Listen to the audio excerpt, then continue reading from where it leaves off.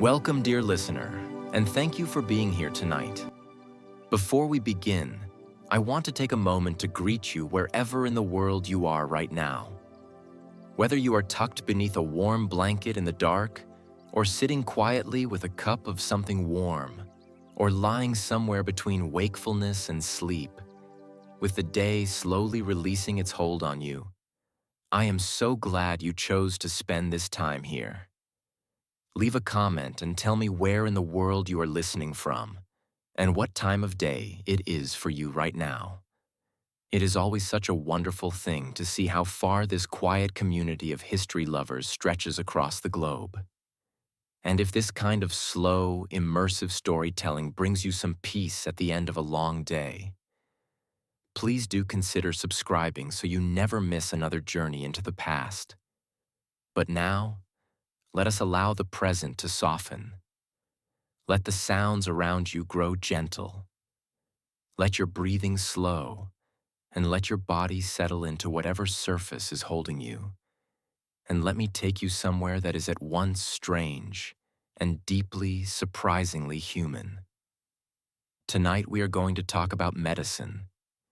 Not the medicine of gleaming hospitals and computer screens and pills, manufactured in climate-controlled facilities to precise molecular specifications. We are going to talk about the medicine of 1,000 years ago, of the medieval world, of the healers and barbers and apothecaries and wise women and university-trained physicians who did the best they could with what they had, and whose best was sometimes remarkable and sometimes catastrophic, and always, without exception, deeply interesting. The world of medieval medicine is a world that most of us have been taught to laugh at, and I want to gently suggest, over the course of the next hour or so, that laughter, while not entirely unwarranted, is perhaps not the whole of what this subject deserves. Yes, there were treatments that strike us today as absurd. Yes, there were theories about the body that had no relationship to biological reality. Yes, there were practitioners who caused more harm than they prevented, and remedies that were at best useless and at worst actively dangerous. All of this is true, but there was also, embedded within the confusion, a genuine and sometimes successful attempt to understand the human body and to alleviate its sufferings. There were practitioners of extraordinary skill and observation. There were treatments that worked, sometimes for reasons that the practitioners themselves did not fully understand, but worked nonetheless. And there was, running through all of it, a quality of care, of attention to the suffering person, of the desire to help, that is recognizable across the centuries as something deeply and specifically human. Let us begin, as all good medical histories must, with the body itself, and with what the people of the medieval world believed the body to be. Imagine, if you will, a physician named Master Robert, trained at the great medical school at Salerno in southern Italy sometime in the 12th century. He has spent years studying the texts of the ancient Greeks, particularly the works of Hippocrates and Galen, which have survived through Arabic translations and now circulate throughout the educated world of medieval Europe in Latin. He knows these texts with the same intimacy that a theologian knows Scripture, and he believes them with something of the same reverence.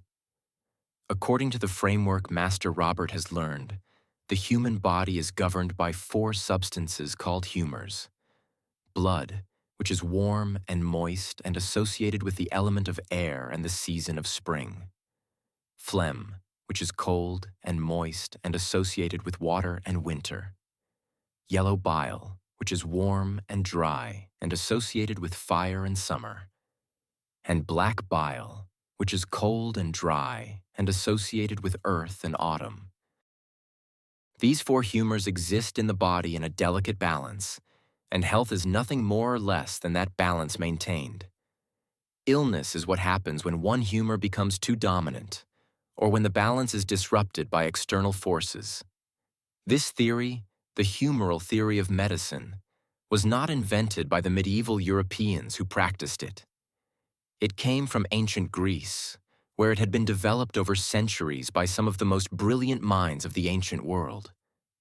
The Greeks had observed that blood changes consistency when left to stand, separating into dark and light layers. They had noticed that sick people produced different substances from their bodies at different stages of illness. They had connected the patterns of disease to the seasons. And from these observations, made without microscopes or chemistry or any of the tools we now consider basic to medical understanding, they had built a theoretical framework that was internally consistent, that explained a great deal of what they could observe, and that remained the dominant model of human physiology for nearly 2,000 years. Master Robert, standing in his physician's consulting room with his patient before him, would assess the balance of humors through observation and questioning. The color of the face, the temperature of the skin, the appearance of the eyes, the nature of the urine. These were all clues to the underlying humoral state. A patient who was feverish and red-faced was suffering from an excess of blood, which was hot and moist. A patient who was pale and cold and producing a great deal of mucus was suffering from an excess of phlegm. A patient who was jaundiced and irritable was suffering from too much yellow bile. And a patient who was melancholy, cold, and slow was afflicted with an excess of black bile. The very word melancholy coming from the Greek for black bile. Having made his diagnosis, Master Robert's therapeutic options were also humoral. If the problem was too much of something, the solution was to remove it or to counterbalance it with its opposite. Too much blood? Remove some. Too much heat? Apply coolness. Too much phlegm? Apply heat and dryness. The logic was elegant, internally consistent, and based on sound theoretical principles. The only problem was that the theory itself was wrong. But let us not move too quickly to that conclusion. The wrongness of the theory did not mean that every treatment derived from it was ineffective. Bloodletting, which strikes modern observers as perhaps the most obviously harmful of medieval medical practices, was indeed sometimes harmful. But the reduction of blood volume in cases of hypertension might have occasionally produced genuine benefit, for reasons that medieval physicians did not understand, but that we now do. The use of plants with cooling properties to treat fever sometimes worked because those plants contained genuine active compounds. The medieval physician who prescribed rest and bland food for a feverish patient was doing something genuinely useful, even if the reasoning was entirely wrong. This is the interesting paradox at the heart of medieval medicine. A wrong theory, applied by an intelligent and careful practitioner, could sometimes produce a right outcome. And a right theory, applied carelessly or in ignorance of practical detail, could produce a disastrous one. Picture, if you will, the medical marketplace of a medieval town on a busy market day. It is not at all like what we would recognize as a healthcare system. There is no single profession called medicine, no licensing board, no standardization of training or practice. What there is, instead, is a rich and sometimes confusing variety of practitioners, each occupying a different niche in the hierarchy of healing, each offering services to different levels of society, and all coexisting in the same physical and cultural space.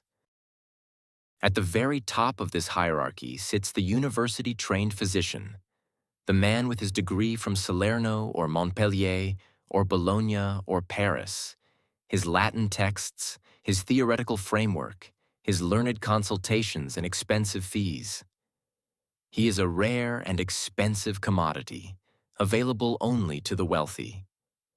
He will examine your urine in a special flask called a matula, holding it up to the light and studying its color, clarity, and consistency with the same focused attention that a modern doctor might apply to a blood test result. He will feel your pulse and study your face and ask questions about your diet and habits and emotional state. And then he will prescribe a regime a course of treatment that might involve dietary changes, medicines prepared by an apothecary, and possibly a consultation with an astrologer to determine the most favorable time for any intervention. Below the physician in the hierarchy sits the surgeon. In the medieval world, surgery and medicine were distinct professions with a significant social gap between them. The physician dealt in theory, in the learned tradition, in consultation and prescription. The surgeon dealt in the body directly, with his hands, with his knives, and cauterizing irons and saws, and was associated with the physical trades in a way that made him, in academic eyes, a somewhat lesser figure. This distinction seems absurd to us now, when surgery is among the most prestigious and demanding of medical specialties. But it made a kind of sense in a world that valued theoretical learning over practical craft. Surgeons learned their trade through apprenticeship rather than university training, watching and assisting more experienced practitioners until they developed the skill and judgment to work independently. They dealt with wounds, fractures, dislocations, and the many consequences of violence that were a constant feature of medieval life. They lanced abscesses and removed surface tumors and, in cases of extreme necessity, performed amputations. A good medieval surgeon was a person of genuine and hard-won skill, capable of working quickly and precisely with instruments that were crude by modern standards, but could, in the right hands, save lives.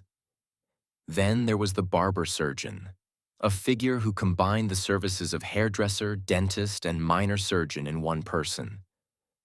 The red and white pole that still marks barbershops today is a relic of the barber-surgeon's trade.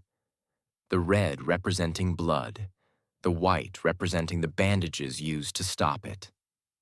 The barber-surgeon would bleed patients, pull teeth, lance boils, set minor fractures, and dress wounds, all for fees that were considerably more accessible to ordinary people than those of the university physician.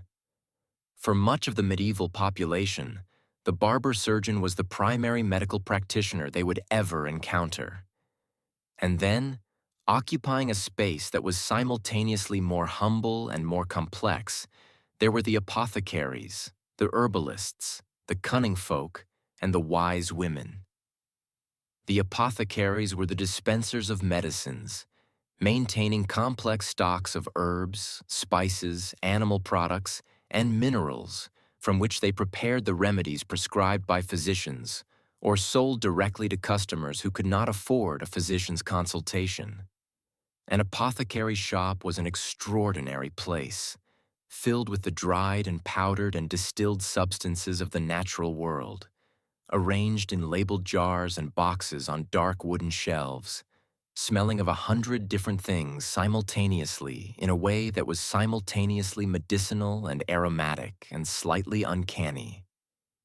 Imagine walking into such a shop on a cold autumn afternoon in a market town somewhere in England or France.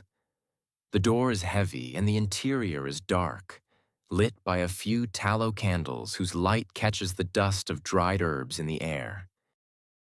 Along the walls, shelves reach from floor to ceiling, and on those shelves are jars and pouches and small wooden boxes whose labels list substances from the familiar.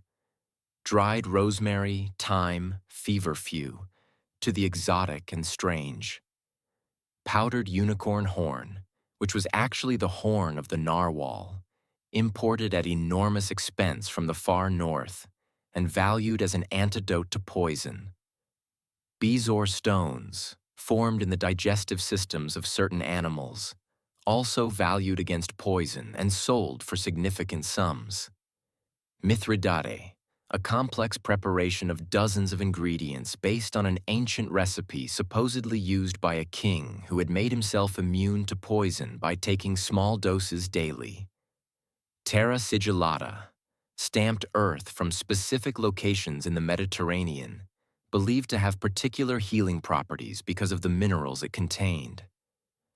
The apothecary himself, a man of middle age in a dark wool robe, speaks quietly to his customers as he measures and grinds and mixes. He knows his stock intimately.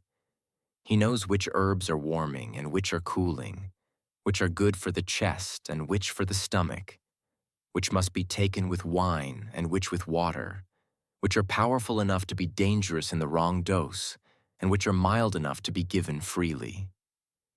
This knowledge, accumulated over years of practice and passed down through the craft, is itself a form of medicine.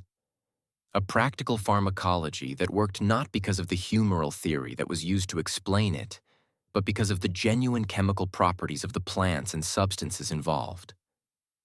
Many medieval herbal remedies, when examined by modern pharmacology, contain active compounds that do produce the effects attributed to them. Willow bark, widely used in the medieval period for pain and fever, contains salicylates, the same class of compound as aspirin. Foxglove, used carefully by some practitioners for certain heart conditions, contains digitalis glycosides that are still used in cardiac medicine today. Garlic, prescribed for a wide range of conditions, has genuine antimicrobial properties. Opium poppy, used for pain relief, contains morphine. Valerian root, given for sleeplessness and anxiety, has genuine sedative effects. The empirical knowledge of the herbalist, accumulated over generations through observation of what worked and what did not, sometimes arrived at correct conclusions by routes that had nothing to do with the theoretical framework used to justify them. This is perhaps the most fascinating aspect of medieval medicine.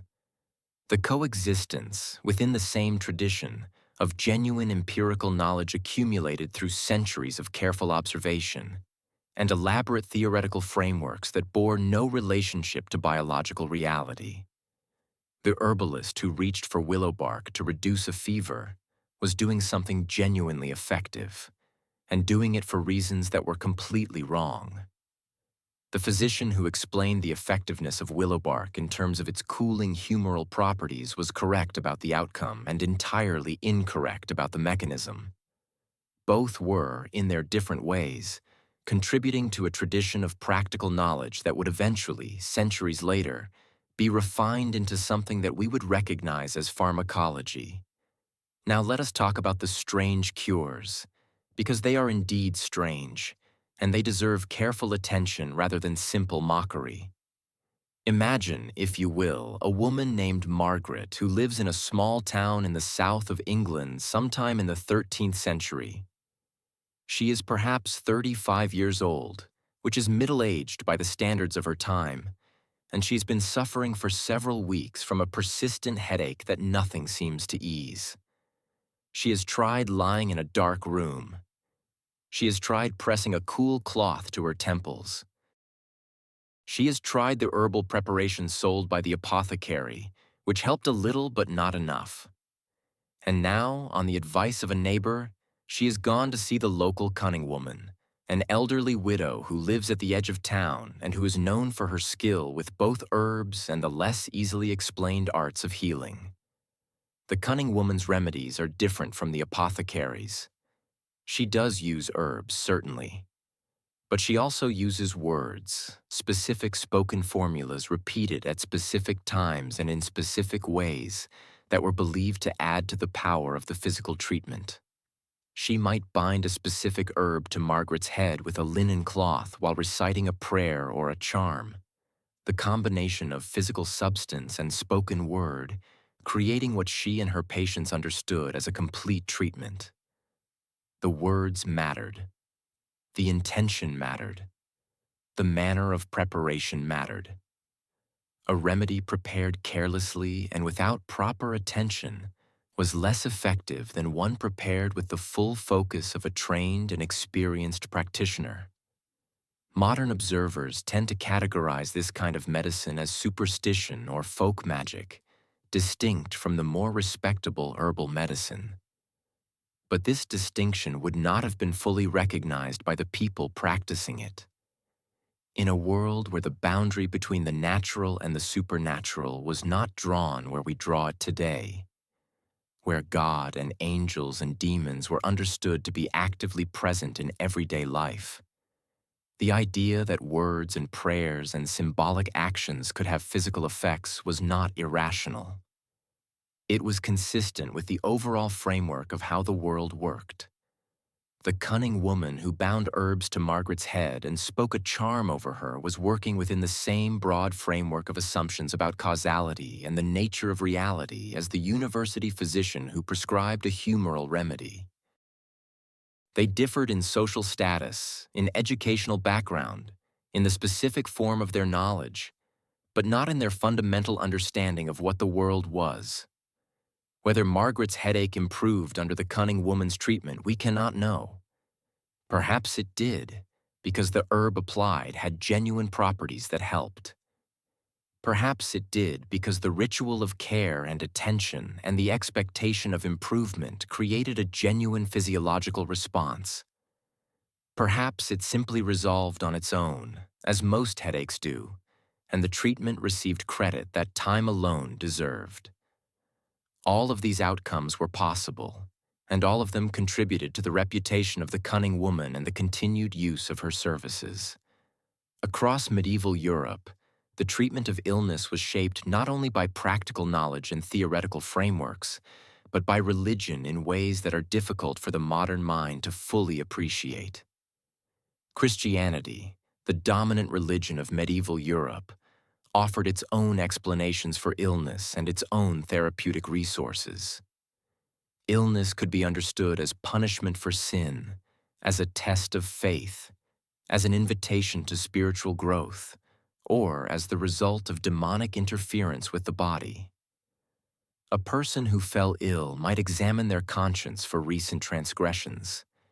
They might confess their sins to a priest, in the understanding that spiritual healing and physical healing were aspects of the same process. They might undertake a pilgrimage to a shrine where a saint's relics were kept, believing that the saint's intercession could cure what no physician could. They might obtain a small piece of cloth that had touched a sacred relic, or water from a holy well, or a lead badge from a shrine, and wear or ingest these objects as medicine. The shrine of Thomas Becket at Canterbury, following his murder in 1170 and his canonization in 1173, became one of the most famous pilgrimage destinations in England precisely because of its reputation for miraculous cures. The water that had been used to rinse the saint's bones, diluted to a pale pinkness and distributed in small lead ampullae, was believed to cure everything from blindness to paralysis, to fever, to leprosy. Thousands of people undertook the journey to Canterbury, some of them in genuine desperation after all other treatments had failed, carrying their suffering with them on the long road, and returning, some of them, claiming to be healed. Modern analysis of the Canterbury water finds traces of blood in the original preparations, which gives it a genuine biological interest. Whether any of the reported cures were real in a physical sense, were the result of conditions that would have resolved anyway, were the product of faith and expectation producing genuine physiological changes, or were misremembered or exaggerated in the retelling, we cannot now determine. What we can say is that the pilgrimage to a healing shrine was not, for the medieval person, a thing separate from medicine. It was medicine, conducted through different means, drawing on different resources, but aimed at the same end. Consider now the practice of bloodletting, which deserves a longer look than its reputation as simple barbarism allows. Bloodletting was the most common medical procedure of the medieval period, performed by physicians, surgeons, barber-surgeons, and sometimes by patients on themselves. The theoretical basis was straightforward. If illness was caused by an excess or imbalance of humors, and blood was the most abundant and most easily accessible humor, removing some blood could restore balance and bring about recovery. The more elaborate versions of the theory specified which vein should be cut for which condition, at which time of the lunar month, and under which astrological circumstances. The practice took two main forms. Phlebotomy involved cutting a vein, usually on the arm or the neck, and allowing a measured quantity of blood to flow into a bowl. The physician would judge by the color and consistency of the blood whether the appropriate amount had been removed, and by the patient's color and pulse whether the desired therapeutic effect had been achieved. The second form, cupping, involved applying heated cups to the skin and then making small incisions. The vacuum created as the cups cooled, drawing blood out through the cuts in small but controlled quantities. Was bloodletting harmful? Often, yes. The removal of large quantities of blood from a person who was already weakened by illness could accelerate their decline rather than improve it.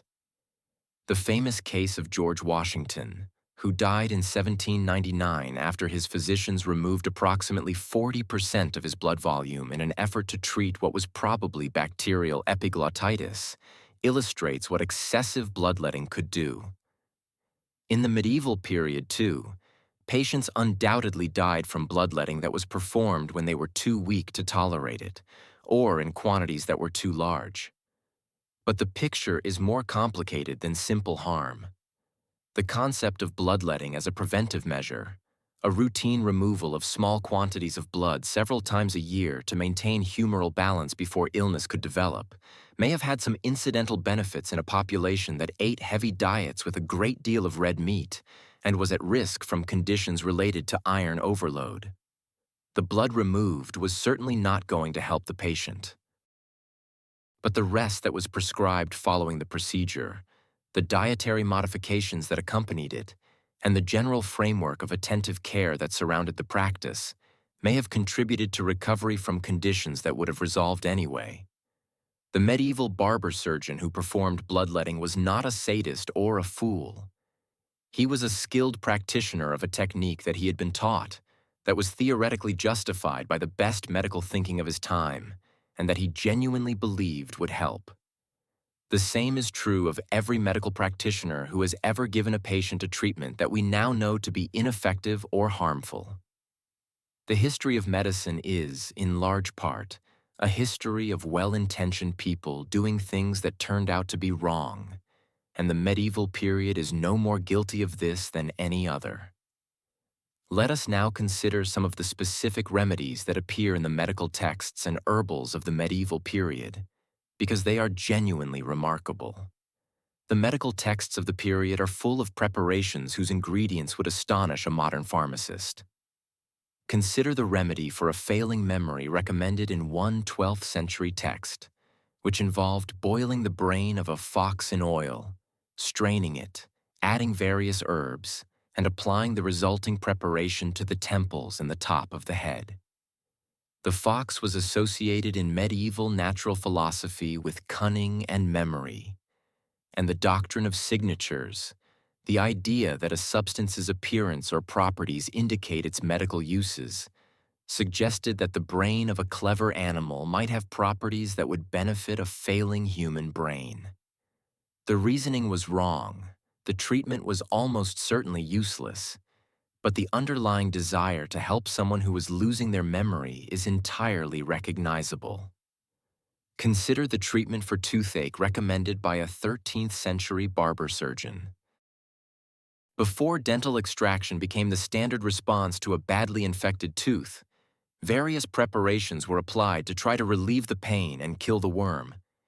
Yes, the worm, because dental caries were widely attributed to small worms that lived in the tooth and gnawed at it from inside, an explanation that persisted for centuries despite the evident fact that no one had ever actually seen one of these worms.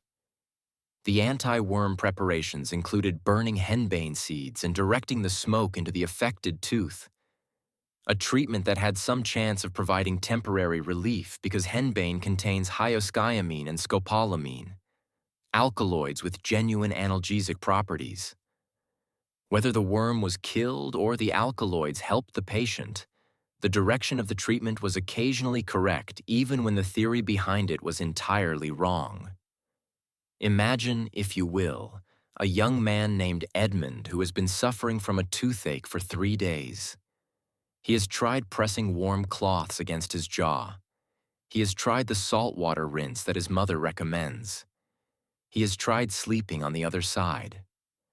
Nothing has helped, and the pain has now reached a pitch that makes concentration on any other task impossible. He presents himself at the barber-surgeon's shop with a jaw swollen on one side and an expression that combines misery with a very particular kind of desperation that anyone who has ever had a bad toothache will immediately recognize. The barber-surgeon examines the tooth with a small metal probe, pressing on it gently in various places to locate the source of the pain, a procedure that does not in any way help Edmund's immediate suffering. He then makes his diagnosis. The worm is established in the lower molar on the left side. He prepares a small brazier and adds henbane seeds to the coals, directing Edmund to open his mouth over the smoke and inhale it toward the tooth. He recites a specific formula as he does this, words aimed at driving out the worm. Edmund breathes the acrid smoke, his eyes watering. Whether the henbane alkaloids provide any relief, or whether the whole experience is simply so unpleasant that the toothache feels comparatively better afterward, Edmund reports some improvement. The barber-surgeon gives him a small pouch of henbane seeds to take home and use again if the pain returns, along with instructions not to eat anything sweet and to rinse with salt water twice daily. If the pain persists and the tooth becomes more obviously infected, the next step will be extraction. Medieval dental extraction was an art practiced by barber-surgeons and, at the lower end of the market, by traveling tooth pullers who set up at markets and fairs with great theatrical ceremony, sometimes employing assistants to play musical instruments to cover the sounds made by their patients. The instruments of extraction were brutal by modern standards. A pelican, a device that gripped the tooth and levered it out, or a simple set of forceps that required considerable strength and determination to use effectively. There was no anesthesia beyond what the patient could be given in the form of alcohol or herbal preparations beforehand. The procedure was painful, fast, and often successful, because a successfully extracted tooth, however unpleasant the extraction, was better than an infected one left in place. The management of wounds was perhaps the area in which medieval medicine achieved its most genuinely impressive practical results, often despite rather than because of its theoretical framework. Medieval surgeons had considerable experience with wounds, living as they did in a world where violence was common and surgical trauma was a constant reality. Wars produced wounds in quantities that forced surgeons to develop efficient methods of treatment through sheer volume of practice. The Crusades, in particular, brought European surgeons into contact with the more advanced Arabic medical tradition and produced practitioners of genuine skill and sophistication. The treatment of arrow wounds, sword wounds, and the crushing injuries caused by falling from horses or being struck by projectiles required knowledge and judgment that no theory could fully prepare a surgeon for. What distinguished the skilled surgeon from the unskilled was not primarily knowledge of humoral theory, but practical judgment. The ability to assess a wound quickly and accurately, to decide whether to remove a foreign body or leave it in place, to judge when a wound was becoming infected and needed more aggressive treatment, and to perform procedures under difficult conditions with the speed and confidence that came from experience. Consider the problem of wound infection, which killed more medieval soldiers than battle itself. The theoretical explanation for what we now recognize as bacterial infection involved putrefaction, the corruption of the flesh caused by bad air or humoral imbalance. Some surgeons recommended the promotion of pus formation, believing that the production of what they called laudable pus, a thick, white, creamy discharge, was a sign that the body was expelling its corrupted humors and that the wound was healing properly. This theory, which encouraged practitioners to do things that promoted infection, was genuinely dangerous and certainly killed people. But not all medieval surgeons agreed with it. The 13th century surgeon Hugh of Lucca and his son Theodoric of Servia argued against the promotion of pus, recommending instead that wounds be cleaned, dead tissue removed, and the wound edges brought together and covered with clean bandages. Theodoric recommended wine as a wound wash, and while he did not know why wine worked, his explanation involved removing the superfluities that allowed putrefaction. He had hit upon something genuine. Wine contains ethanol, which kills bacteria. The surgeons who washed wounds with wine were doing something genuinely antiseptic, centuries before the germ theory of infection gave anyone a reason to understand why it worked. This pattern repeats throughout medieval medicine. Empirical observation, conducted carefully over time, sometimes arrived at treatments that worked through mechanisms that were not understood for centuries afterward. The medieval surgeon who insisted on wine-washed wounds was in advance of his theoretical framework. The herbalist who recommended garlic for infected wounds was recommending a genuine antimicrobial. The practitioner who gave willow bark tea for fever was giving aspirin under another name. The practical tradition of healing, based on accumulated observation rather than theory, was sometimes more reliable than the theoretical tradition, based on learning and reasoning, precisely because observation interacts with reality in a way that theory alone does not. Let us spend a moment with the Salerno Medical School, because it deserves more than a passing mention. Located on the coast of southern Italy, Salerno became the first great medical school of medieval Europe, drawing students from across the continent and producing graduates who carried its teachings throughout the Christian world. Its greatness rested partly on geography, being located in a part of Italy that had access to Greek, Arabic, and Jewish medical traditions as well as the Latin inheritance, and partly on a culture that took practical medicine seriously alongside theoretical learning. The Salernitan tradition produced the Regimen Sanitatis Salernitanum, a verse guide to healthy living that circulated throughout medieval Europe in numerous versions and editions. Its advice combined the theoretical framework of humoral medicine with practical wisdom about diet, exercise, sleep, and the management of daily life that remains, in many respects, entirely reasonable. Moderate eating, regular exercise, adequate sleep, the avoidance of excess in food and drink, and emotional upset. These are not bad medical advice in any period, and the Salernitan physicians who recommended them were drawing on observations that had real practical validity. The dietary advice in particular is interesting to examine. Medieval medical literature is full of guidance on the humoral properties of foods, which foods are heating or cooling, moistening or drying, and which combinations of foods should be avoided because they produce dangerous humoral imbalances. Fruit eaten on an empty stomach was dangerous. Fish and milk should not be combined. Certain meats were appropriate for certain temperaments and not others. Some of this advice, evaluated by modern nutritional science, is nonsense.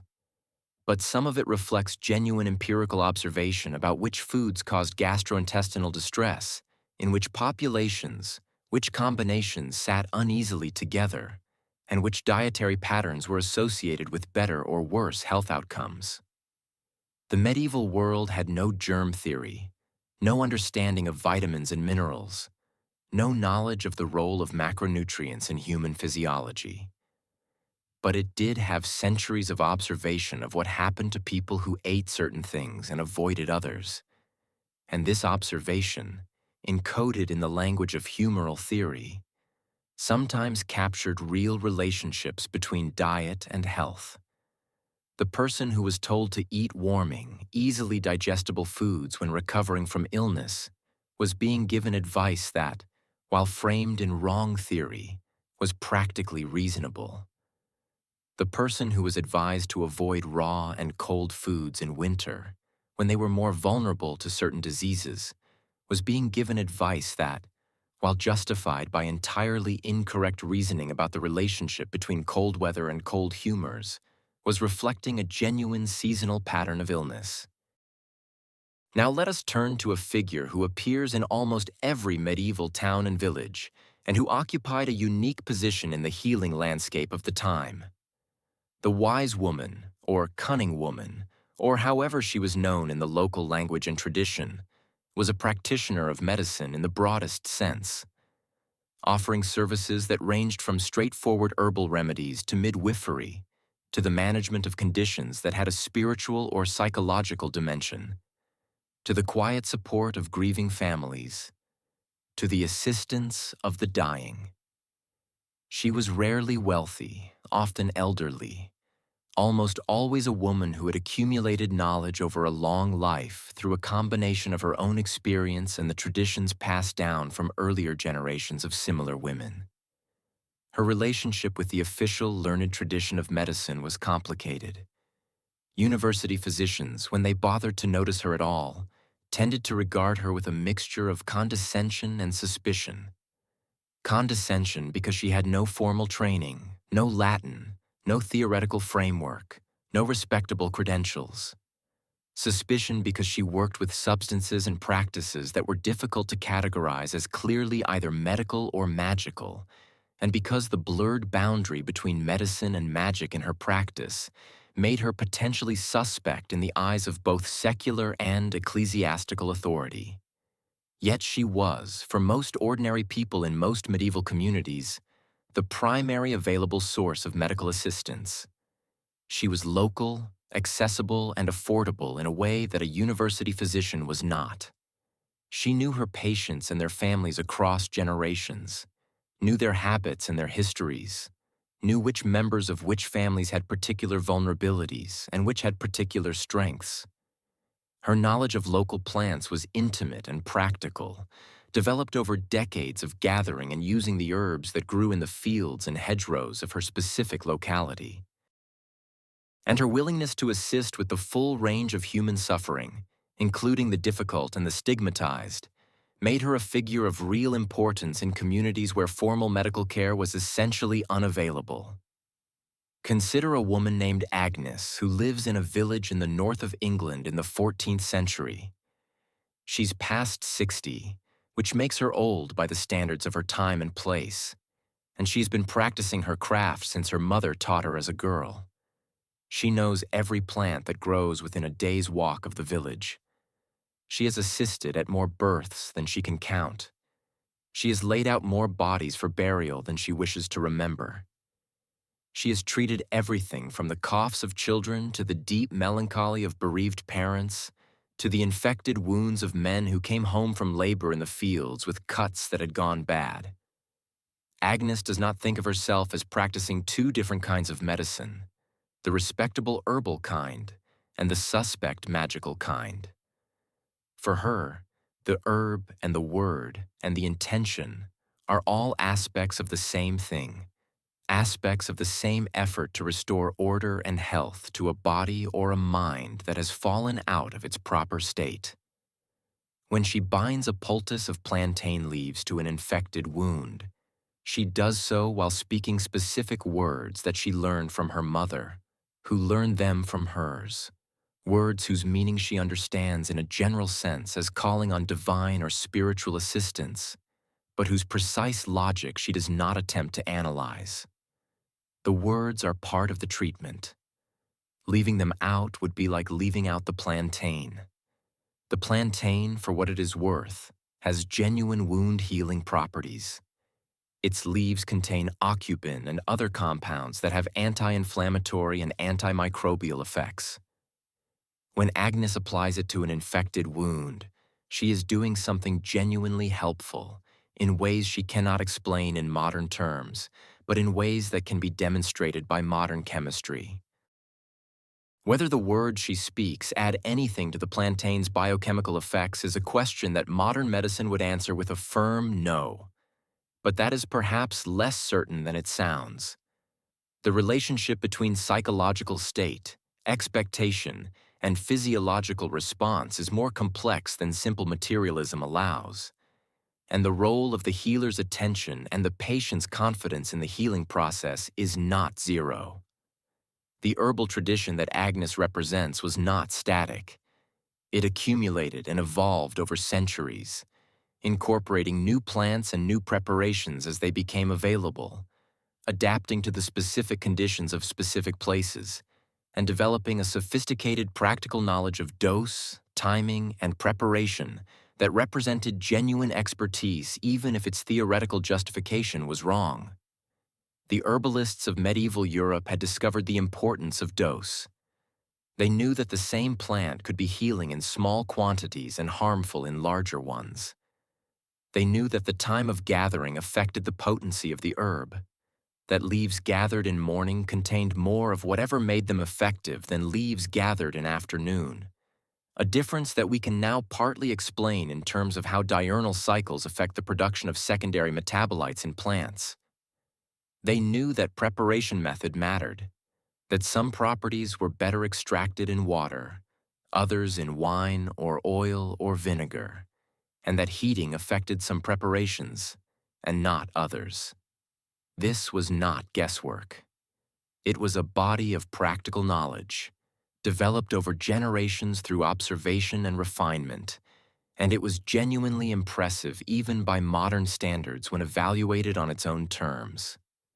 The role of the Church in medieval medicine was both enabling and constraining in ways that repay careful attention.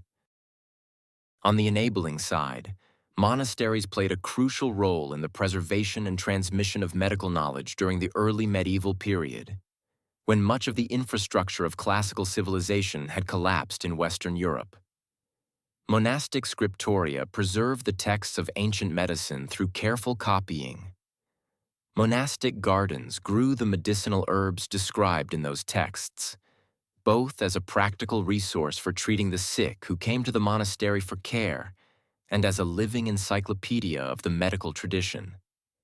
Monastic infirmaries, which cared for both monks and lay people, represented some of the most sophisticated medical care available in early medieval Europe. The rule of Saint Benedict, which governed the daily life of most Western monasteries, specifically mandated care for the sick as a religious duty, and this mandate created institutions of genuine practical effectiveness. Monks who ran infirmaries developed expertise in the treatment of the conditions they commonly encountered, developed routines of care that combined rest, diet, warmth, and herbal treatment in ways that were practically effective even when theoretically questionable. The constraining side was the relationship between medicine and theology, which was often productive but sometimes not. The concern that excessive attention to the body might distract from the health of the soul led, at various points, to ecclesiastical disapproval of certain medical practices. Surgery was viewed with some suspicion by clerical authorities who worried about the shedding of blood. Anatomical dissection, which was essential for developing accurate knowledge of the body's structure, was restricted by attitudes toward the integrity of the human body after death. The association between some forms of folk healing and magic created a general suspicion of unlearned healers that could, in extreme cases, lead to accusations of witchcraft, particularly against women. The Great Plagues of the 14th century, and particularly the Black Death, which killed perhaps a third of the population of Europe between 1347 and 1351, confronted medieval medicine with a challenge that it was wholly unprepared to meet and exposed the limits of both the theoretical framework and the practical resources available to practitioners of every kind. Imagine, if you will, a physician named Master Thomas who practices in a city in northern France in the summer of 1348. He has heard reports from the south of a terrible pestilence that has been moving northward through Italy and southern France, killing with a speed and completeness that has no precedent in living memory. He has read the explanations that his colleagues are producing, explanations that invoke the conjunction of malign planets, the corruption of the air, a divine punishment for the sins of humanity. He does not know what is killing people. He knows only that it is getting closer and that when it arrives, he will be expected to treat it. When the plague reaches his city, Master Thomas is confronted with patients whose illness does not fit comfortably into the humoral framework. The swellings in the groin and armpit and neck, the buboes that give the disease one of its names, are unlike anything the classical texts describe in a way that allows for confident treatment. The speed of death, sometimes within days of the first symptoms, gives no time for the careful humoral management that the physician's training has prepared him for. And the scale of mortality makes any claim to therapeutic success essentially meaningless. When more than half the people who become ill are going to die regardless of what is done for them, it is impossible to assess whether any treatment is working. What Master Thomas and his colleagues did in response to the plague tells us something important about medieval medicine, both its strengths and its limitations.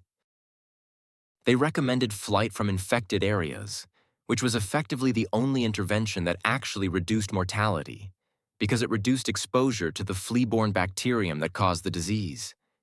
They recommended the avoidance of putrid air, which was wrong in its mechanism but right in its direction, because the places where the air was worst were often the places where the density of rats and fleas was highest. They recommended dietary measures and the carrying of aromatic substances to counter bad air, which was useless against the bacterium. And they performed the same bloodlettings and humoral interventions that they used for other diseases, with results that were no better and possibly somewhat worse than doing nothing. The plague killed physicians along with everyone else. Perhaps a third of the medical practitioners of Europe died in the epidemic, a loss that was not fully made good for a generation. Those who survived and continued to practice often emerged from the experience with a chastened sense of the limitations of their art, a greater willingness to acknowledge uncertainty, and in some cases a greater attention to practical observation as opposed to theoretical reasoning.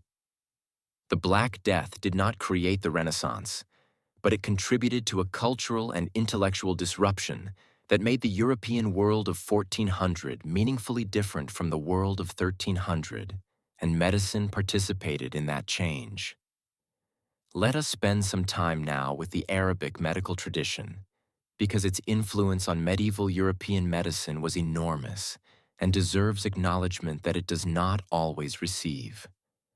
While the Roman Empire was declining and the classical medical tradition was being preserved in monasteries and slowly forgotten in the broader world of Western Europe, the Arabic-speaking world of the medieval Islamic caliphates was actively translating, systematizing, and extending that tradition.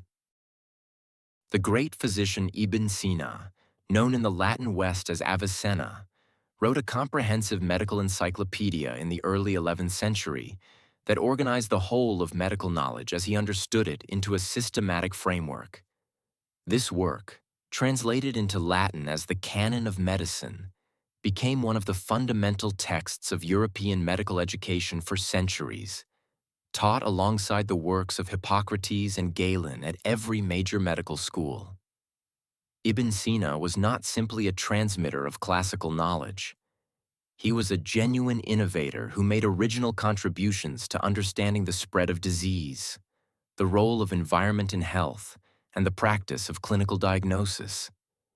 His insistence on careful observation and the systematic documentation of cases anticipated, in some respects, the evidence-based approach to medicine that would not become dominant in Western medicine for many centuries after his death. The Arabic tradition also contributed specific practical knowledge that enhanced European medicine significantly. Arabic scholars had developed sophisticated techniques for the preparation of medicines, including distillation processes that allowed for the concentration of active principles from plants and the preparation of alcohol-based preparations that were more stable and potent than earlier water-based ones. The alembic and the alquefeux were Arabic contributions to the apothecaries' toolkit, and the complex prepared medicines that the Arabic tradition favored, preparations that combined dozens of ingredients in carefully specified ratios, represented a pharmacological sophistication that European medicine was still learning to match. The transmitter of much of this knowledge to the Latin West was a figure named Constantine the African, a monk at Monte Cassino in the late 11th century, who translated a large number of Arabic medical texts into Latin, making them accessible to the educated medical community of Western Europe for the first time. Constantine's translations were imperfect, as all translations of complex technical material across language and cultural boundaries tend to be. But they initiated a process of transmission and engagement with the Arabic tradition that transformed European medicine over the following centuries. What emerged from this encounter between the classical Greek tradition, preserved and extended by Arabic scholars, and the practical empirical tradition of European medicine was not a synthesis, but a productive tension. The learned physician with his university training and his Latin texts and his theoretical framework existed alongside the practical surgeon, the herbalist, the wise woman, the barber-surgeon, and the apothecary. And all of them contributed to a complex and varied medical culture that served, after a fashion, the needs of a complex and varied society.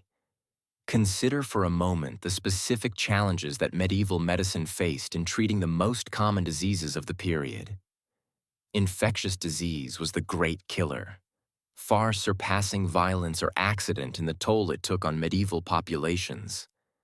Tuberculosis, which the medieval world knew as consumption, killed slowly and was recognized as contagious in a vague way, associated with enclosed spaces and contact with the sick, without any understanding of the mechanism by which it spread. Dysentery, caused by contaminated water and food, was endemic in medieval populations and periodically epidemic, especially in conditions of crowding and poor sanitation. Malaria was present in much of Europe in conditions that allowed the Anopheles mosquito to breed, and its pattern of fevers with regular periodicity was carefully described even if the cause was entirely wrong. The treatment of fever, whatever its cause, followed the logic of humoral theory. Fever was understood as an excess of heat, specifically of the fiery element in the blood, and the standard response was cooling measures. Light diet, cooling foods and drinks, the avoidance of heating foods and activities, and, in severe cases, bloodletting to reduce the amount of hot blood in the body. Some cooling plants had genuine antipyretic properties. Some dietary measures, avoiding the heavy, fatty foods that were standard in medieval diet and replacing them with lighter, more easily digested foods, were genuinely beneficial for a feverish person. The rest and the fluids that were sometimes prescribed were genuinely useful. The bloodletting was not. The treatment of plague, as we have seen, was essentially useless against a bacterial infection transmitted by flea bites. But the management of its symptoms, the terrible pain of the buboes, the delirium and fever, the physical and psychological suffering of patients who knew that they were probably going to die, represented a kind of medicine that transcended the theoretical framework. Sitting with a dying person, managing their pain with what preparations were available, maintaining their comfort and cleanliness and human dignity in the terrible last days of a disease that killed quickly and horribly. This was medicine in a sense that no theory fully captures. The medicine of presence and care and the refusal to abandon the suffering person to their fate. The treatment of the mind, or what we would now call mental health, in the medieval period is a subject that invites both sympathy and discomfort. Mental illness in the medieval world was understood through several different frameworks that existed in uneasy coexistence. The humoral framework explained certain mental states as the result of humoral imbalance. Melancholy, one of the most recognized mental illnesses of the period, was specifically associated with an excess of black bile, the cold, dry humor associated with earth and autumn. Its symptoms: persistent sadness, withdrawal from social life, inability to take pleasure in ordinary activities, sleep disturbance, and in severe cases delusions and complete loss of function, are recognizable as descriptions of severe depression. The treatments prescribed for melancholy were humoral, warming foods and drinks, social engagement, music, gentle exercise, and the avoidance of the cold, damp, sedentary conditions that were believed to encourage the production of black bile. Some of these treatments, evaluated through the lens of modern understanding of depression, are not as wrong as they might appear. Regular exposure to sunlight, which was recommended as a warming treatment, has genuine antidepressant effects. Social engagement, music, and gentle exercise are all recognized as beneficial for people with depression. The dietary advice to eat warming, nourishing foods was encouraging better nutrition in people who might otherwise have stopped eating. The worst that could be said of the humoral treatment of melancholy is that it was insufficient rather than harmful. And the best that could be said is that it was, in many of its practical recommendations, pointing in a broadly correct direction. The religious framework for understanding mental illness was more complex. Certain kinds of mental disturbance were attributed to demonic possession or to spiritual corruption, and the response to these was spiritual rather than medical. Exorcism, prayer, pilgrimage, the use of sacred objects and holy water. The history of the treatment of people with severe mental illness in medieval Europe includes episodes of cruelty and terror, of people who were restrained, imprisoned, or worse, whose suffering was interpreted as evidence of their spiritual state rather than their medical condition. But it also includes a great deal of ordinary practical care, the management of the mentally ill within families and communities, the provision of shelter and basic necessities, the patient management of difficult behavior by people who understood that the person before them was ill rather than wicked.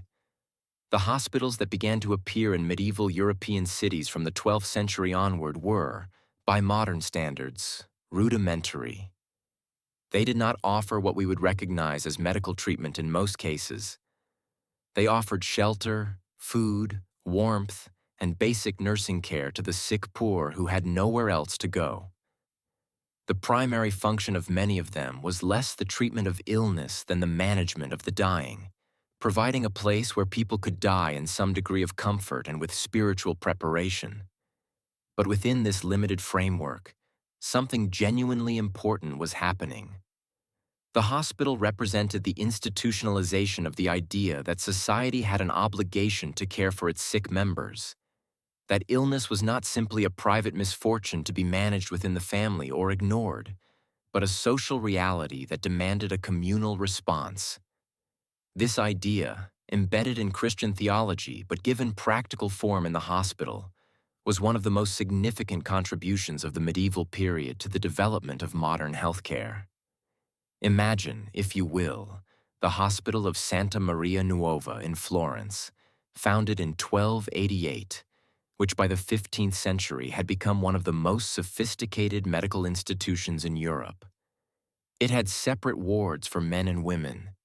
It had trained staff, including physicians who visited regularly and nurses who provided continuous care. It maintained records of patients, their conditions, and their outcomes.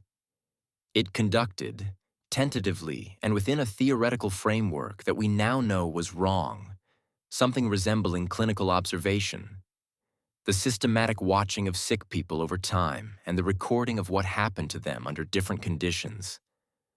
Within the walls of institutions like Santa Maria Nuova, something very slowly began to change in European medicine. The accumulated observation of large numbers of sick people, the comparison of outcomes under different treatments, the attention to the particular characteristics of individual cases.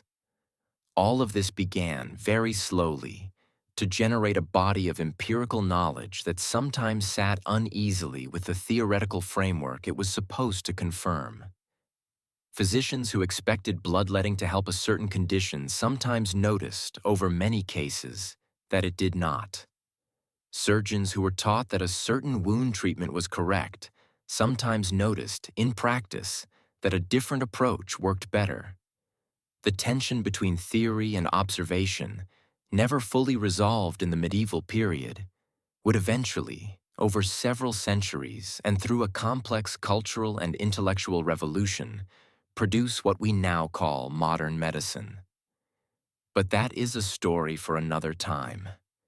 Tonight we are in the medieval world, in the space where theory and practice and faith and fear and genuine care all coexist in the treatment of the suffering human body. Let us close with a scene that has no drama in it, no spectacular error or remarkable success, just the ordinary medicine of the ordinary medieval world. It is late autumn in a small town somewhere in southern England. The days are short now and the cold is pressing in. A woman named Joan, who is perhaps 40 years old and who works as a seamstress, has been troubled for 2 weeks by a persistent cough. It is not a bad cough, not the deep, shaking cough of consumption that she has seen take other people, just a dry, irritating tickle in the throat and chest that wakes her at night and makes her voice rough in the mornings. She goes to the apothecary, whom she knows well. He listens to her describe her symptoms.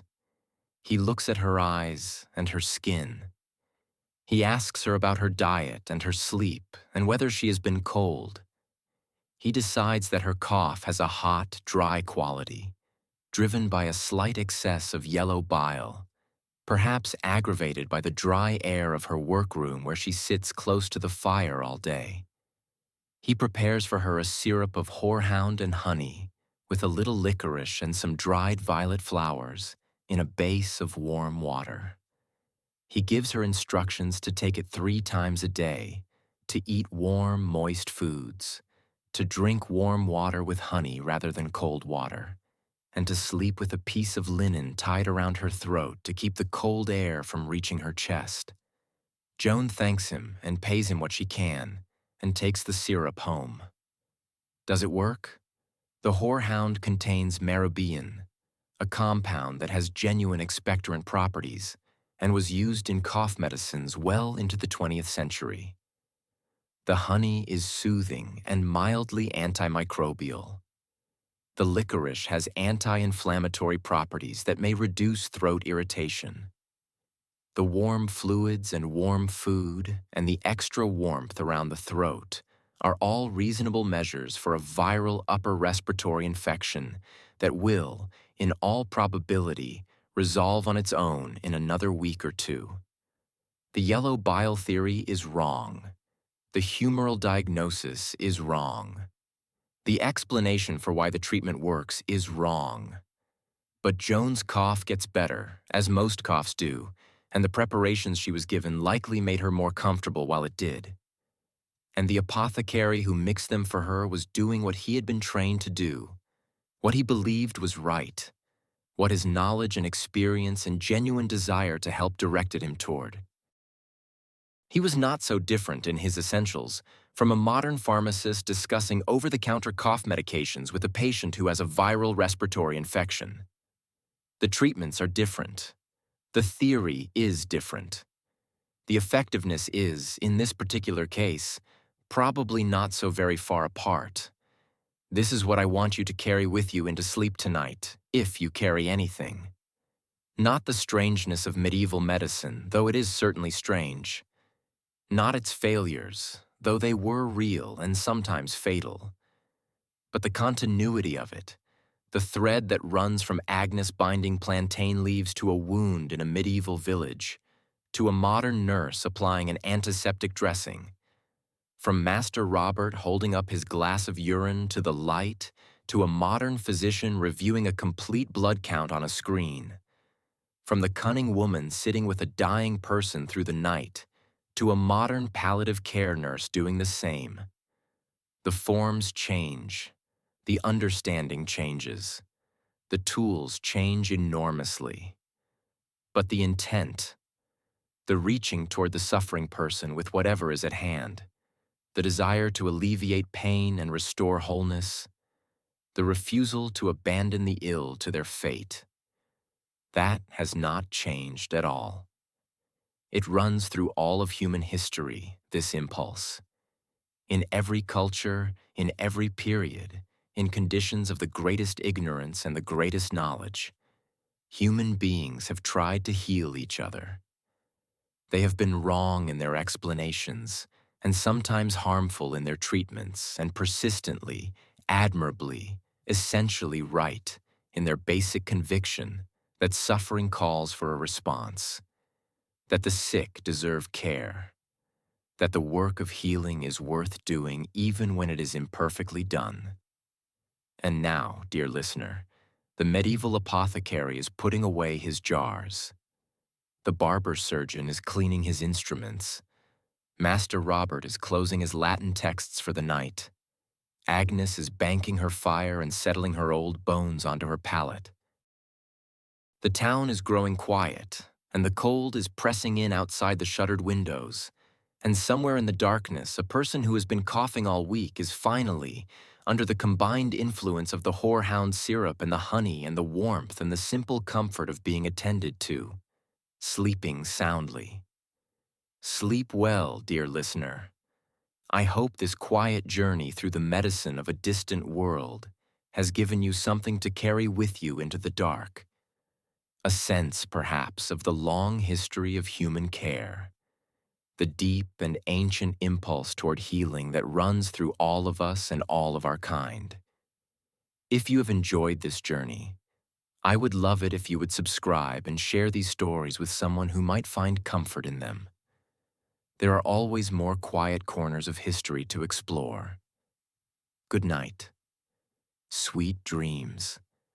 We have spoken of physicians and surgeons and apothecaries and wise women, but we have not yet spent enough time with the patient, the ordinary person who encountered the medieval medical system, not as a practitioner, but as someone who needed help and sought it wherever they could find it. Let us remedy that now. The experience of being ill in the medieval world was shaped, above all else, by the reality that most illness ended in one of two ways.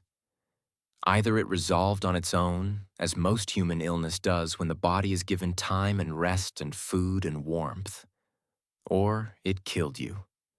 The range of conditions that could be treated with genuine effectiveness was narrow by modern standards. Infections that we would now cure with a course of antibiotics in a week were, in the medieval world, potentially fatal. Injuries that modern surgery repairs routinely could, if they became infected, lead to death. Conditions that we now manage with medication, high blood pressure, diabetes, many heart conditions, ran their course without any effective intervention. And yet people survived. Life expectancy in the medieval period was lower than our own, but much of that difference was accounted for by high infant and child mortality. Adults who survived childhood had a reasonable chance of reaching their 50s or even their 60s, particularly if they were fortunate in their diet and their occupation and their exposure to epidemic disease. The human body is remarkably robust, and many people recovered from serious illnesses not because of anything that was done for them, but because their immune systems did the work that medicine could not. What the medieval sick person experienced then was a world of illness in which the most common outcome of most common illnesses was recovery, in which the healer's contributions were sometimes genuinely helpful and sometimes irrelevant and occasionally harmful, and in which the meaning attached to illness, the religious and social and personal frameworks within which suffering was understood, was at least as important as any physical treatment. Consider the experience of a man named Thomas who falls seriously ill in the winter of 1320. He is a craftsman, a carpenter, perhaps 40 years old, and he has been well all his life. But this winter something is different. He begins with a cough that deepens over days into a rattle. He develops a fever that makes him shake in his bed even when the fire is built high. He loses his appetite and then his ability to eat without nausea. His wife is frightened by the color of his face, by the way his breathing has changed, by the heat of his skin under her hand. She begins with what she knows, the things that every household in the village knows. Warm broth made from whatever bones are available, pressed on him even when he does not want it. A poultice of mustard and flour bound to his chest to draw out the illness through the skin. A warming treatment for a condition understood as cold and damp settling in the lungs. A tea made from dried thyme and honey for the cough. Prayer, because prayer is part of everything, woven through every action like a thread through cloth. If these measures do not help after a few days, she sends for Agnes, the woman we have already met, who comes with her basket of preparations and her long experience of the look of illness. Agnes examines Thomas with hands and eyes, and a kind of diagnostic attention that comes not from book learning, but from decades of watching people be ill, and watching some of them recover, and watching others die, and from having learned to distinguish, in her wordless practical way, which direction a given illness is likely to go. Agnes is worried. The color of Thomas is wrong. The sound of his breathing is wrong, and the way the fever has persisted and deepened rather than breaking tells her something she does not want to tell his wife. She prepares her strongest preparations. She makes a steam inhalation from herbs whose vapors will, she believes, open and clear the passages of his lungs. She makes a strong decoction of elecampane root, which medieval herbalists regarded as one of the most powerful remedies for chest conditions, and which modern pharmacology has found to contain inulin and other compounds that do have some anti-inflammatory effects. She applies a fresh poultice, different herbs this time, more warming, more directed at the specific quality of the illness as she reads it. She also has a conversation with Thomas's wife that is conducted partly in words and partly in the language of glance and gesture that passes between people who know each other well and who are facing something they would rather not name. She tells her what to watch for, how to know if things are getting worse, when she should send for the priest as well as the healer. This conversation, conducted quietly at the door of the cottage while Thomas lies within, is also a form of medical care. The care given not to the patient, but to those who love the patient, the management of the human context within which illness occurs. Thomas gets worse before he gets better. There are 3 nights when his wife does not sleep at all, sitting beside him, keeping the fire built up, pressing water to his lips when he can take it, praying with a focused desperation that she has never brought to prayer before. Agnes comes every day. The priest comes once and performs the rites for the seriously ill, anointing Thomas and hearing his confession in case it is needed, which gives Thomas himself some peace even in his extremity, because it means that whatever happens, his spiritual affairs are in order. And then, on the 7th day, the fever breaks. He sweats through his clothing and his bedding, and when his wife feels his forehead in the early morning, it is damp and cool rather than burning. He asks for water, and then for broth, and then, after a week of barely eating, for something more substantial, and his wife, half laughing and half crying, goes to find what she can. Thomas recovers. He recovers because his immune system, after a week of fighting, finally gained the upper hand against whatever was making him ill. He recovers because he was kept warm and given fluids, and because the elecampane and the steam inhalation and the mustard poultice may have made some small difference to the conditions in his chest. He recovers because his wife did not sleep for 3 nights, and Agnes came every day, and the priest came once, and all of them, in their different ways, refused to abandon him to his illness. The Trotula, a collection of texts on women's medicine that circulated in medieval Europe from the 12th century onward, represents a remarkable compilation of practical obstetric knowledge. Associated with the medical school at Salerno and attributed in various versions to a woman named Trotula of Salerno, The collection covered not only obstetrics and gynecology, but cosmetics, skin conditions, menstrual disorders, and a wide range of conditions specific to women's bodies. It was one of the most widely copied medical texts of the medieval period, suggesting that there was substantial demand for its content among practitioners who cared for women. The woman who attended a birth in medieval England or France was not working from this text. It was in Latin, and she probably could not read it. But she was working from the same accumulated tradition that the text represented. The practical knowledge of generations of women who had attended births and managed the complications that arose from them. Knowledge that was transmitted orally and through observation and apprenticeship. Knowledge that was, in many respects, the most practically effective medical knowledge of the medieval period, precisely because it dealt with a common and life-threatening situation that demanded competence regardless of what the theoretical framework required. The medieval period also produced remarkable practitioners of obstetrics and gynecology. A skilled medieval midwife knew how to assess the position of a baby before birth by palpating the abdomen. She knew how to turn a baby that was presenting badly, using external manipulation or, in extreme cases, internal manipulation. She knew how to manage the third stage of labor, the delivery of the placenta, and the immediate postpartum period. She knew which herbal preparations could stimulate contractions and which could slow them, which could help a woman who was bleeding heavily, and which preparations should be avoided during pregnancy. This knowledge, much of it predating the medieval period, was the foundation of practical obstetrics for many centuries and saved many lives. The medieval world also saw the development of something approaching specialized medical practice. Practitioners who developed particular expertise in particular conditions and became known for it within their communities. Oculists, who treated diseases of the eye including cataracts, were among the most visible of these specialists, because the results of successful cataract surgery, the restoration of sight to someone who had been effectively blind, were dramatic enough to generate considerable reputation.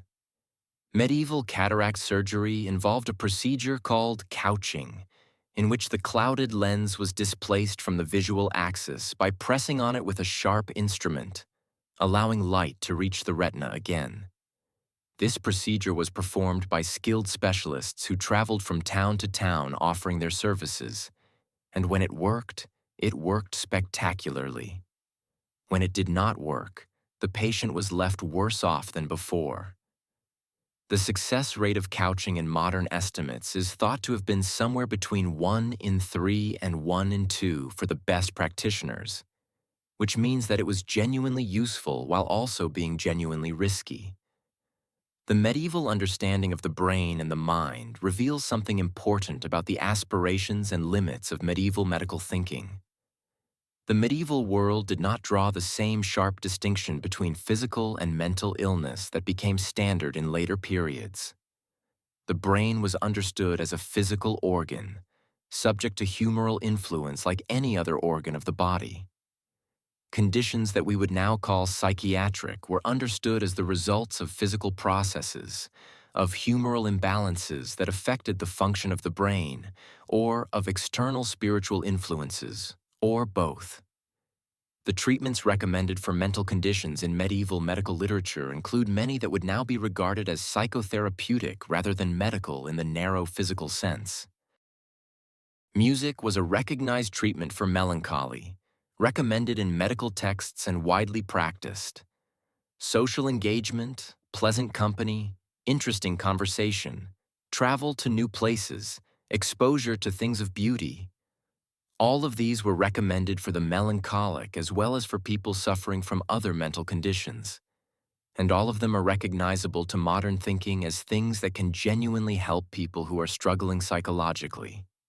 The treatment of leprosy, the most feared skin disease of the medieval world, offers another window into the complexity of medieval responses to illness.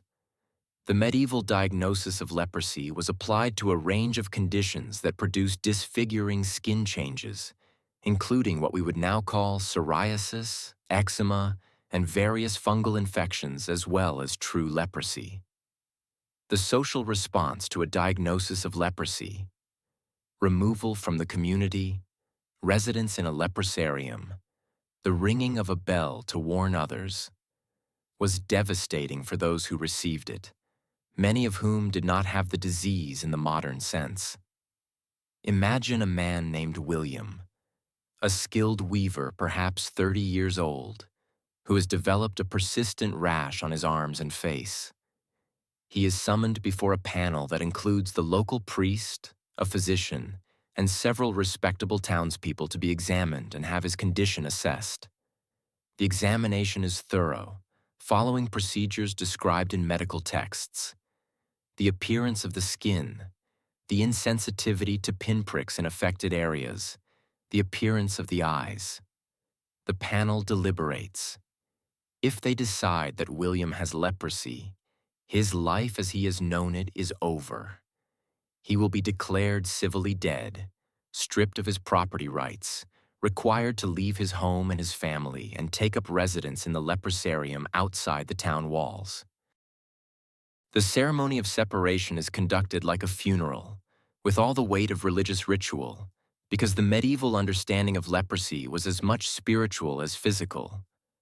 Associated with sin, with a particular kind of divine testing, with a form of living death that was understood as a passage toward spiritual purification.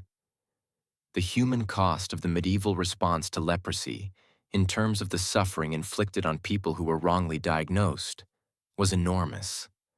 But it should also be noted that the practice of isolating people with serious contagious skin conditions, whatever the theory behind it, did reduce the transmission of true leprosy in communities where it was practiced. The Jewish medical tradition deserves mention here as well. The most famous Jewish physician of the medieval period was Maimonides, Moses ben Maimon, born in Cordoba in 1135 and dying in Cairo in 1204. He was simultaneously one of the greatest Jewish philosophers and legal scholars of the medieval world, and a practicing physician of considerable skill and sophistication. His medical writings drew on both the Arabic tradition and his own extensive clinical experience, and were translated into Latin to become part of the broader medical curriculum of medieval Europe. Maimonides wrote on a remarkable range of medical topics, from the management of asthma to the psychological dimensions of health and illness. He argued that the physician's relationship with the patient was itself a form of treatment, that a patient who trusted their physician and felt cared for was more likely to recover than one who was treated with technical competence but no warmth.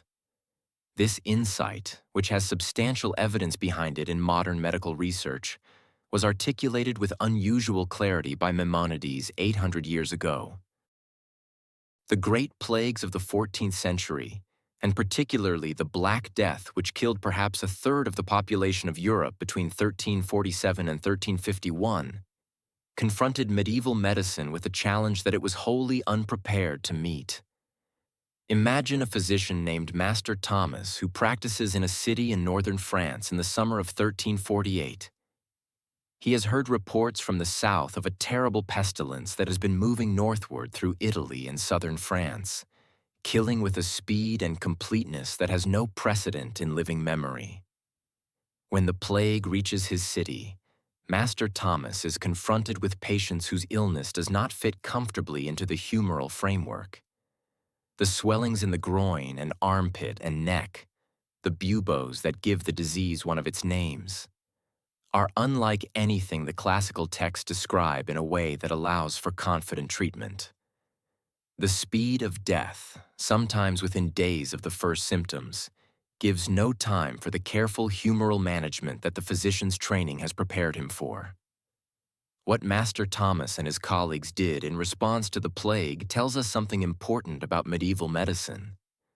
They recommended flight from infected areas, which was effectively the only intervention that actually reduced mortality, because it reduced exposure to the flea-borne bacterium that caused the disease.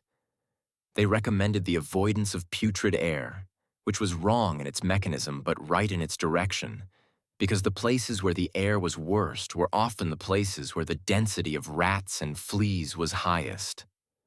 The plague killed physicians along with everyone else. Perhaps a third of the medical practitioners of Europe died in the epidemic, a loss that was not fully made good for a generation. Those who survived and continued to practice often emerged from the experience with a chastened sense of the limitations of their art, a greater willingness to acknowledge uncertainty, and in some cases a greater attention to practical observation as opposed to theoretical reasoning. Let us close now with a thought that runs beneath everything we have explored tonight. Medicine, in every period and in every culture, is an expression of the values and the knowledge and the limitations of its time. Medieval medicine expressed a world that valued learning and tradition, that understood the human being as a unity of body and soul, that believed in the reality of divine intervention in natural processes, and that had available to it a body of practical knowledge that was genuine even when the theory used to explain it was not. Its failures were real. Its successes were real too. And the impulse that drove it, the desire to relieve suffering and restore health, is as old as humanity and as enduring. Think of all the hands that have touched the sick across the centuries. The hands of Agnes, binding her plantain leaves to a wound with words spoken low. The hands of Master Robert, holding up his matula to the light of a winter morning. The hands of the midwife, working in the dark in a cottage where a woman's life hangs in the balance. The hands of the surgeon, working quickly and surely in conditions that no modern operating theater would recognize. The hands of the monk in his infirmary, bringing broth to someone too weak to sit up. The hands of a wife who did not sleep for 3 nights, pressing water to the lips of her husband with a tenderness that had nothing to do with medical theory and everything to do with love. All of these hands, reaching towards suffering with whatever was available, with the same fundamental intention that a modern physician reaches with their more sophisticated tools toward their own patients. The hands change. The tools change. The knowledge changes, and we must hope it continues to change, that our own certainties will be found wanting by future generations as the medieval certainties were found wanting by us. But the reaching does not change. The care does not change. And it is that care, more than the treatments, more than the theories, more than the remarkable pharmacological knowledge embedded in centuries of herbal observation, that is the real inheritance of medieval medicine. The recognition that the suffering person in front of you deserves your best attention and your most genuine effort, that the work of healing is worth doing even when it is imperfectly done. That presence and warmth and the refusal to abandon the ill to their fate are themselves a form of medicine. This recognition did not begin in the medieval period, and it did not end there. It runs through all of human history, and it runs through the world tonight, in every hospital and clinic and home, where someone is sitting beside someone who is unwell, doing what they can with what they have, reaching toward the suffering with whatever is in their hands. Rest now, dear listener. The apothecaries' candles have burned low. Agnes has made her last visit of the evening and is walking home through the dark lanes. Master Robert has finally closed his Latin texts and is sitting by his fire. The medieval night is settling around the town. The sick are being tended, as they always have been, as well as the knowledge and love of those around them allows. And somewhere in the dark, a person who has been ill for a week is breathing a little more easily. Their fever has broken. They will wake in the morning still weak, but knowing, with a clarity that only comes after illness, that they are going to be all right. That is enough. That is everything. Good night, dear listener. Sweet dreams. There is one more corner of this world we should visit before we let the night take us fully, and that is the apothecary's garden. Every serious apothecary in the medieval world maintained a garden because the freshest and most reliable source of medicinal herbs was always the one closest to hand. These gardens were not ornamental in the modern sense, though they often had their own rough beauty. They were working gardens, planted with deliberate attention to the needs of the season and the common ailments of the surrounding population, arranged according to the principles of the tradition, but shaped also by the practical experience of the apothecary who tended them. In the late spring, the garden would be full of the fresh growth of plants that had been dormant through winter. Feverfew for headaches, which the apothecary knew reduced the throbbing pain when taken regularly in small amounts. Elderflower for fevers and colds. Calendula for wounds and inflamed skin.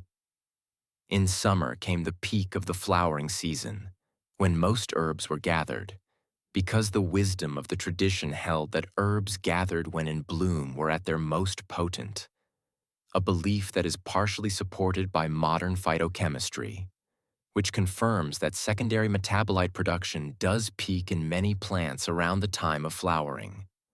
Consider an apothecary named Henry, who tends his garden in a market town somewhere in the Midlands of England in the year 1290. He is past 50, gray-bearded and somewhat stout, with the hands of a man who has spent decades handling small tools and fine materials. He knows every plant in his garden by its Latin name and by its English name and by the names that his customers use for it, which sometimes differ from both. He knows the history of each preparation he makes, can trace it back through the tradition to Galen or to Dioscorides, or to the Arabic physicians whose works have been translated into Latin and are now part of the standard curriculum. Henry's most reliable preparation, the one that he makes in larger quantities than any other and that is most consistently requested, is a simple syrup of honey and herbs for coughs and sore throats. It is the kind of preparation that every household in the town could make for itself if it had the ingredients and the knowledge. And yet people come to Henry for it because they trust his knowledge of proportions, because his honey is of better quality than what most households can obtain, and because the specific herbs he adds, horehound, thyme, licorice root, are things that not every household grows and not every customer knows how to prepare. Henry could explain the effectiveness of his syrup in humoral terms, and he would do so if asked, speaking confidently about the warming and moistening properties of the honey, the expectorant qualities of the horehound, the soothing effects of the licorice on a throat inflamed by excess yellow bile. And as we have seen, the modern chemist would confirm that his syrup does contain compounds that have genuine expectorant and anti-inflammatory and soothing effects, though the explanation for why they work would bear no resemblance to Henry's.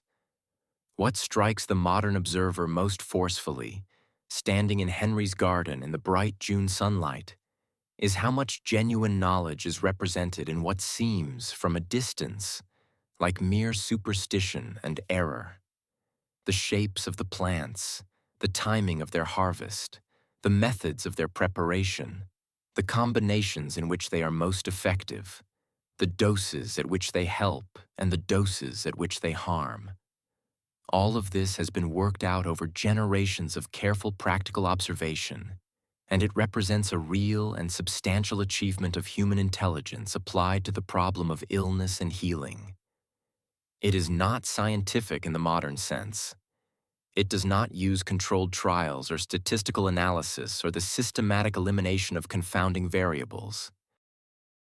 It is something older and in some ways more impressive, the accumulated practical wisdom of many generations of observant people, encoded in a theoretical language that was wrong but preserved in a practical tradition that was often right.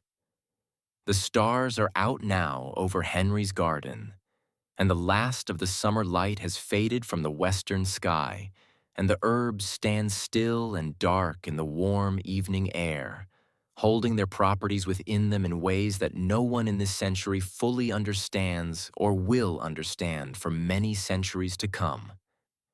Henry has locked his shop and banked his fire and said his evening prayers and gone to bed.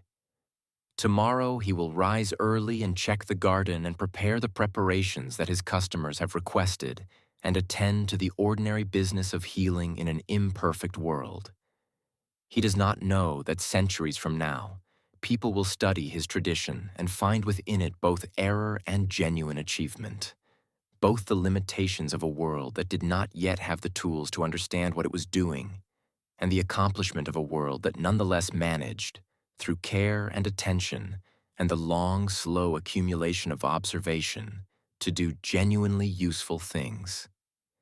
He does not know any of this, and it does not matter. What matters to him, and what has mattered to every healer in every period of human history, is the person who comes to his door tomorrow with something that hurts and the hope that he can help. He will do what he can. He will do it as carefully and as skillfully as he knows how. He will draw on everything his tradition has given him and everything his own experience has taught him. And some of what he does will help, and some of it will not. And the uncertainty between those outcomes is the honest condition of medicine in every age. Sleep well, dear listener. The herbs are sleeping in Henry's garden, and the fires are banked, and the town is quiet, and the long story of human healing continues in the dark, as it always has and as it always will, reaching toward the suffering with whatever is at hand. Good night. Sweet dreams. There is a particular kind of silence that settles over a town at the end of a long day. A silence that is not the absence of sound, but the presence of rest, the collective exhale of a community that has worked and worried and helped and been helped, and is now, for a few hours, releasing all of it into the dark. You can hear it in the medieval town just as you can hear it in any town, in any century. The fires dying down, the children finally quiet, the animals in the yard settling into their patient animal sleep, the stars turning overhead in their ancient courses, indifferent and beautiful. In the morning, the town will wake again, and the work will begin again, and the sick will still be sick, and the healers will reach again for what is in their hands. But that is morning. Tonight, there is only the silence and the dark and the long, slow breathing of a world at rest. Let that breathing carry you now. Let the medieval night settle around you as it settled around all those healers and patients and worried families across the centuries. You are part of that long human story, the story of people who hurt and people who helped, and the imperfect and persistent love that runs between them. Rest now. The work of the day is done. Good night.